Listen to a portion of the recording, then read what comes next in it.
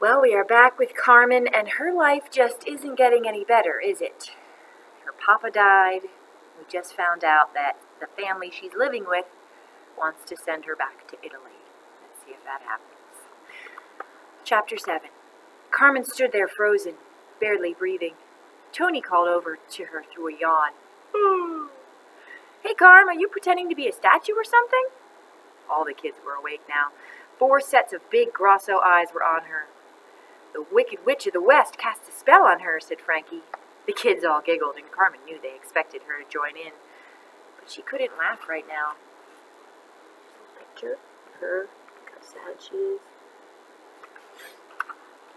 She pushed open the door to the kitchen. She had to get out of the apartment before she burst into tears. She would go to the stable. Mr. Vito was in Connecticut visiting his cousins.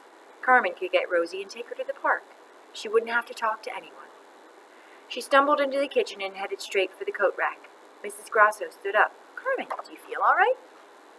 Yes, but I'm going to school, Carmen lied, struggling to keep her voice steady.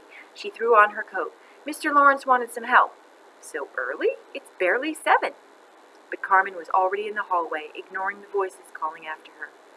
She flew down the stairs and out the door onto the street. Her mind was swirling. How could they send her back? This couldn't be Nona's idea, could it? She and Carmen had been writing to each other nonstop, but Nona hadn't written a word about that. The Grassos knew how much Carmen missed Nona. Did they somehow think Carmen wanted to go back to Italy? Somehow she made it to the stable. She waved hello to Mr. Paulo, the cheery older man who was watching the horses while Mr. Vito was gone. She hurried to Rosie's stall. She didn't bother with the saddle. She just climbed on and clicked her tongue. Rosie knew that meant go. They headed toward the park by the harbor. Usually the sound of Rosie's horseshoes on the cobblestones was soothing to Carmen, but today each footstep was a hammer pounding on her heart. Clip-clop, she imagined herself saying goodbye to Mr. Vita. Clip-clop to Mrs. Grasso, clip-clop to Tony. She stroked Rosie's mane. Who would ride her after Carmen left? By the time they reached the park, Carmen's chest felt bruised. She looked at the ships, remembering when she and Papa had first sailed into Boston Harbor. Papa was so excited. Anything is possible in America, Papa always said. If you work hard, a person can be anything they want to be. You couldn't be anything you wanted to be in southern Italy, though. Not unless you were already rich. Papa had barely earned enough money as a farmer. All the men were farmers or fishermen. There were no other jobs. And girls? They got married and had babies.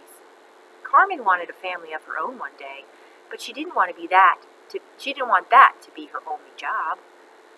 Maybe she'd be a teacher like Mr. Lawrence, or a nurse and help people who were sick, or she could write a book like The Wonderful Wizard of Oz. She'd never do any of those things if she went back. There wasn't even a school in her village. Can you imagine? I know some of you don't like going to school, but imagine not being able to learn things, like not being allowed to go and learn things. That's kind of sad. Rosie came to a stop near the playground as if she knew Carmen needed a break. Carmen slid down and buried herself in Rosie's mane, staring at her shiny new boots through the mare's soft white hair. Suddenly, anger boiled up inside her. She wasn't angry at the Grassos, not after everything they'd done for her. She was mad at herself. All this time she'd let herself feel a part of the Grasso family, but Mr. and Mrs. Grasso already had 4 kids. Mr. Grasso worked at construction sites where he probably earned no more than $30 a week. A week! Carmen should have eaten less. She should have tried to find a job in the factory or as a maid for one of the rich families inside the North End. And she shouldn't have accepted those boots for Christmas. Carmen kicked the dirt so hard that Rosie whinnied. Sorry, girl, Carmen said, giving Rosie a gentle stroke on her forehead. Carmen paced back and forth, wrestling with the thoughts in her head. School would start soon, but Carmen decided for the first time ever to play hooky. Do you know what it means to play hooky? That means skip school. What did math or spelling matter now that she was going back to Italy? The only math she'd need there would be counting goats and rows of tomato plants. She'd never speak English again.